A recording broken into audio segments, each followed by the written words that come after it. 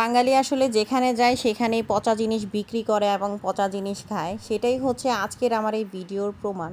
তো ভিডিওর মধ্যে আজকে দেখাবো যে বাংলাদেশি দোকানগুলোতে গেলে কি লেভেলের প্যারা নিতে হয় যে তারা আসলে এই জাতীয় জিনিসগুলোই বেশি বিক্রি করে। আর আজকের ভিডিওর মধ্যে আমি শো করব যে অনেকেই হচ্ছে আমাকে বলে যে আপু তুমি কিভাবে 4টা বেবি নিয়ে 2টা চ্যানেল মেনটেন করো। আসলে মেনটেন করার কিছু নাই, আমার সংসারের যে কাজ এইগুলো নিয়ে আসলে কোনো রকম চলে যেতেছি। ওই যে বলে না যে ইউটিউবটা করা হচ্ছে শুধুমাত্র নিজের ডিপ্রেশন থেকে নিজেকে দূরে রাখা, এবং সুখ কখনো আসে না, সুখকে আসলে টেনে আনতে হয় এইটাই। অনেকেই যদি বলে যে হ্যাঁ আমি বসে আছি, বসে থাকলে কি কখনো সুখ আসবে, কখনো শান্তি আসবে? এইটার জন্য স্ট্রাগল করতে হবে। আর আমি যে লেভেলে স্ট্রাগল করি বাচ্চাদের নিয়ে, এইটাই আজকে তোমাদের কাছে শো করব। আসসালামু আলাইকুম, আমি সুমাইয়া সুমু। আমি চলে আসলাম ফ্রান্স ব্লগার সুমু থেকে আজকে সুন্দর একটি ব্লগ নিয়ে, এবং অনেক দুঃখে ভারাক্রান্ত একটা ব্লগ নিয়ে। সব কিছু মিলিয়ে আজকের ব্লগ থাকবে। তো সকালবেলা ঘুম থেকে উঠেই এই যে দেখাচ্ছি তোমাদেরকে, রাত্রেবেলায় কিন্তু আমি সব ক্লিন করে ফেলি, বাট কোনো দিন কিন্তু শরীর একদমই চলে না। এই যে দেখতেই পাচ্ছ সকালবেলা হচ্ছে সোফা টোপা সব ক্লিন করতেছি। এখন ক্লিন করাটা আগে ফার্স্টে তোমাদের দেখালাম, আর এর আগে তো দেখতেই পাইছো যে ঘরের কি অবস্থা, বাসার কি অবস্থা। বাচ্চারা আসলে যে বাসায় থাকে সেই বাসা কখনোই গুছিয়ে রাখা সম্ভব না, গুছিয়ে রাখাটা বাচ্চাদের জন্য কখনোই পসিবল হয়ে ওঠে না। তারপর আমি চেষ্টা করি আমার সব কিছু আমি সিস্টেম মতো চলার, সিস্টেম মতো বাচ্চাদেরকে রাখার, কিন্তু এতগুলো বাচ্চা যখন থাকে তখন কিন্তু ঘরের অবস্থা, কারণ ওরা তো ঘরেই থাকতেছে, কি করবে, ওদের তো করার মতো কোনো কাজ নেই। আর যখন স্কুল বন্ধ থাকে তখন বাচ্চারা আসলে এত বেশি পাগল হয়ে যায়। স্কুলে থাকলে তো তাও ওরা নিজেদের রুটিনে থাকে। তো এই যে আমি কিন্তু সপ্তাহে একদিন আমার বাসাটাকে খুব সুন্দর করে ডিপ ক্লিন করি, কিন্তু সব সময় হয়ে ওঠে না। আবার কখনো দেখা গেছে সপ্তাহে 3বারও ডিপ ক্লিন করতেছি, করা লাগতেছে, বাধ্য হয়েই করা লাগতেছে। তো এই যে আমার এই যে সকালবেলায় যে রোদের কারণে জানালার একদম শাটারটা বন্ধ করে রেখে দিছি, কারণ অতিরিক্ত আমার এই রুমে রোদ আসে। রোদরে হচ্ছে একদম বাসাটা গরম হয়ে যায়। তো আমি এখানে সব কিছু একদম ভিজা কাপড় দিয়ে গাছের পাতা হতে শুরু করে সব কিছু ডিপ ক্লিন করে নিব। আর এর আগেই হচ্ছে সাবান ফেনা দিয়ে একদম সব কিছু আগেই মুছে গেছে, এখন হচ্ছে পানি দিয়ে ক্লিন করব। আর এখন হালকা একটু রোদটা একটু ওই পাশে গেছে, তো এগুলো করতে করতে এই রুমটা ক্লিন করতে করতে প্রায় 2টা বেজে গেছে। আর 2টা বাজার পরেই হচ্ছে আমি এই যে জানালা শাটারটা খুলে দিলাম। এখন দেখো এখন রোদটা একটু ওই পাশে গেছে। আর আমার বাসাটা এমনভাবে ফ্ল্যাটটা এমন যে 2 পাশ থেকেই একদম রোদ লাগে, হয় এই পাশে রোদ লাগবে না হলে ওই পাশে রোদ লাগবে, এরকম একটা অবস্থা। আর কাজ করতে করতে আছে কিন্তু আর রান্নাবান্না করতে পারি নাই, তো রান্নাবান্না করলাম না একবারে চিন্তা, হাজব্যান্ড খাবার নিয়ে আসছে বাহির থেকে, টেক আউট থেকেই আর কি, এই বার্গারগুলো নিয়ে আসছে, সব কিছু রেডি করে নিয়ে আসছে। এখন হচ্ছে বার্গার খাবো, জিজ্ঞেস করছিল কি খাবো, তো আমি বলছিলাম যে বার্গারই নিয়ে আসো। আর একা মানুষ কিন্তু কখনোই সম্ভব না যে একটা টাইমে আমি আমার ঘরও ক্লিন করব, আমি বাচ্চাদেরকেও খাবার দিব, আবার রান্নাও করব। এটা আসলে পসিবল কখনোই না, একদম কখনো পসিবল না। কারণ একটা রান্না করতে গেলে সম্পূর্ণ মন মানসিকতা অন্যরকম রেখেই রান্না করতে হয়, না হলে কিন্তু রান্নার মতো হবে না। তো রান্না দেখা গেছে পুড়ে যাবে, আর প্রায় দিনই আমার রান্না পুড়ে যায়। এটার জন্য আমি আফসোসও করি না, এটার জন্য আমার হাজব্যান্ডও আফসোস করে না, কারণ রান্না করতেছি ওই মুহূর্তে বাচ্চারা দেখা গেছে এ ডাকতেছে সে ডাকতেছে, এরকম একটা অবস্থা হয়। তো এই জন্য আমি কখনোই আমার রান্না পুড়ে গেলে বা হলে ওই অবস্থায় খাওয়া শুরু করে দিই, কিচ্ছু করার নাই, আর নতুন করে রান্না করব বা করব, আর এটা নিয়ে আমি আফসোসও করি না। তো আজকে হচ্ছে প্ল্যান ছিল যে বাসাটা ডিপ ক্লিন করব, প্লাস হচ্ছে একটু চলে যাব বাংলাদেশি দোকানে। আর বাংলাদেশি দোকানগুলোতে গেলে না এত বেশি মন খারাপ লাগে। আসলে ইউরোপে বাঙালিরা থাকুক আর চাঁদের দেশে থাকুক না কেন, তারা পচা জিনিস বিক্রি করবেই। এইটা আসলে তাদের একটা ক্যারেক্টার হয়ে গেছে, কি বলবো। বাংলাদেশি দোকানে গেলে না এত বেশি মন খারাপ লাগে, জিনিসগুলো দেখে বেছে পর্যন্ত আনতে পারি না, এমন একটা অবস্থা যে জিনিসগুলো এমনভাবে পচা ধচা জিনিসগুলো আমরা এখানে খাচ্ছি, তোমরা দেখলে বুঝবা। আর প্রাইজের কথা আর কী বলবো, প্রাইস তো পুরো আকাশ সমান প্রাইস এগুলোর প্রতিটা জিনিসেরই। তো এখান থেকে আমি লাউ নিয়েছিলাম, জালি নিয়েছিলাম, আর হচ্ছে বেগুন নেই, তারপরে ভিতর থেকে হচ্ছে করলা, পুঁই শাক এগুলো নিয়েছি। তো আমার বাসায় পুঁই শাকটা বেশি খাওয়া হয়, অন্য শাকটা যেমন লাউ শাকটা একেবারে আমি পছন্দ করি না, এই জন্য আমি লাউ শাক খাই না। তো কাঁচামরিচও ছিল না, কাঁচামরিচ নিয়ে নিলাম। অনেক সময় ডিসকাউন্ট দেয়, কিন্তু ডিসকাউন্ট দেয় কোন প্রোডাক্টটা, যেই প্রোডাক্টটা আসলে আমরা খেতে পারবো না ওই প্রোডাক্টটাতেই এখানে ডিসকাউন্ট দেয়।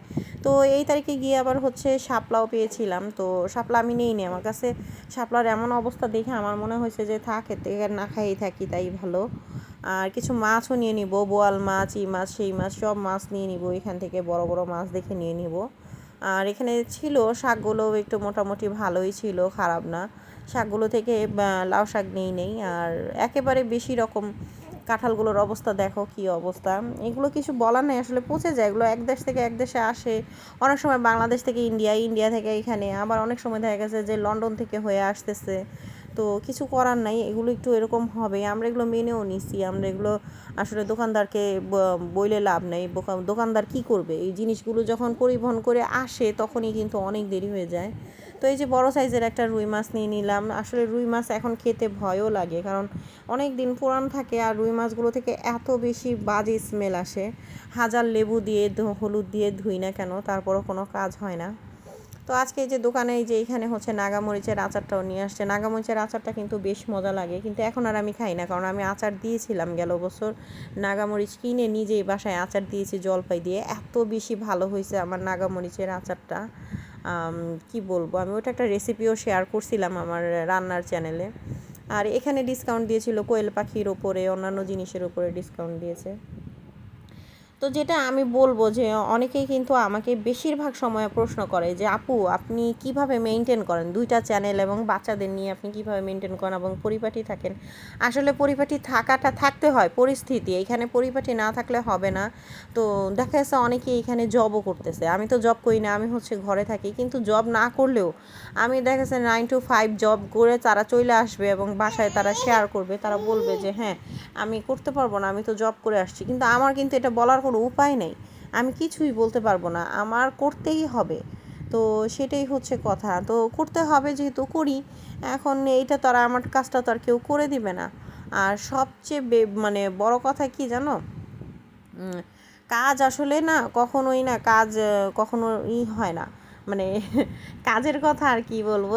আমি বাবা মার এমন একটা মেয়ে যে আমার আব্বু সব সময়, আমি যদি কিচেনেও গেছি কখনো, তো আমার আব্বু বলতে হ্যাঁ কিচেনে কেন আসছো, তোমার কিচেনের দোকানে হাত নষ্ট হয়ে যাবে হয়ে যাবে। কিন্তু এখন আর ওগুলা বলার মতো কোনো মানুষ নেই। ওই যে বলে না, বাবা মার বাসায় যতদিন আছো ততদিনই সুখ করো, রাজত্ব আসলে বাবা মার বাসায়। তো এইখানেও এটা রাজত্ব, এটা অন্য রাজত্ব।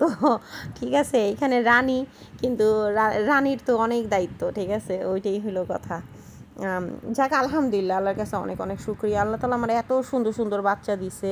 আলহামদুলিল্লাহ, আল্লাহর কাছে অনেক অনেক হাজার হাজার কোটি কোটি শুকরিয়া যে আমি যে লাইফে আছি, হয়তো আমি এখানে স্ট্রাগল করতেছি, কষ্ট করতেছি, কিন্তু এইগুলো কোনো কষ্টই না আমার কাছে, এগুলো কোনো কষ্টই মনে হয় না। আর আমার বাচ্চাদেরকে আমি এত বেশি ভালোবাসি, ওরা কোনো কিছু নষ্ট করুক, কোনো কিছু ফেলে দেখ, কোনো কিছু ভেঙে ফেলুক, কোনো কিছু আমার ঘর আমার নষ্ট করে ফেলুক, সব কিছু কিন্তু আমার চোখে লাগে না। আমার মনে হয় যে যাক, ওরা কী করবে, ওরা যাবে কোথায়, না ওরা এখানে, না ওদের কেউ আছে, তো আমার ওগুলো কোনো কিছুই গায়ে লাগে না। আমার বাচ্চারা যা মন চায় তা করুক। এই জন্য আমি এখন দেখা গেছে যে সার্কেল থেকেও বের হয়ে গেছি, প্রতিটা সার্কেল থেকে আমি এখন আউট হয়ে গেছি।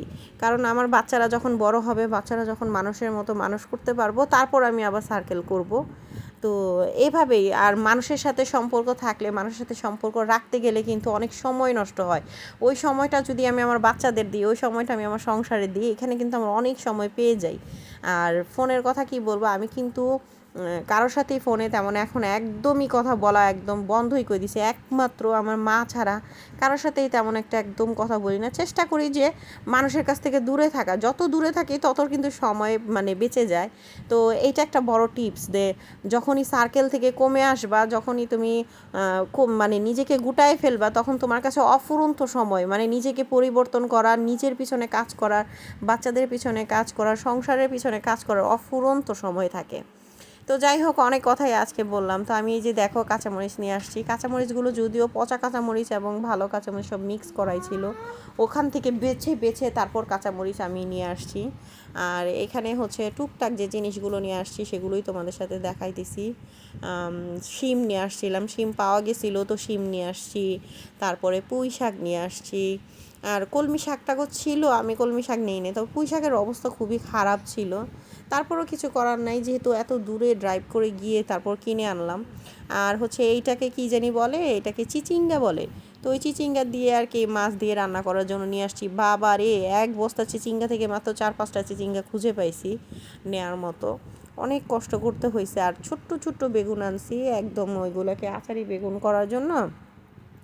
একদম ছোট্ট ছোট্ট বেগুন যেগুলো আছে না, একদম পিচি পিচি বেগুন, ওগুলোকে নিয়ে আসছিলাম। ওই বেগুনটা কোথায়, এখানে আছে নাকি নাকি দেখাই নেই। তো যাই হোক, ওই ছোট ছোট বেগুন নিয়ে আসছি, আর বিভিন্ন রকমের মাছ নিয়ে আসছিলাম। তো সব কিছু এগুলো আনতে আনতে সব কিছু গুছাইতে গুছাইতে প্রায় রাত্র 1টা বেজে গেছে। 1টা বেজে গেছে। তো তো আজকের মতো আজ আর মানে কোনো কাজই করতে পারিনি, এগুলোই মানে লাস্ট ছিল।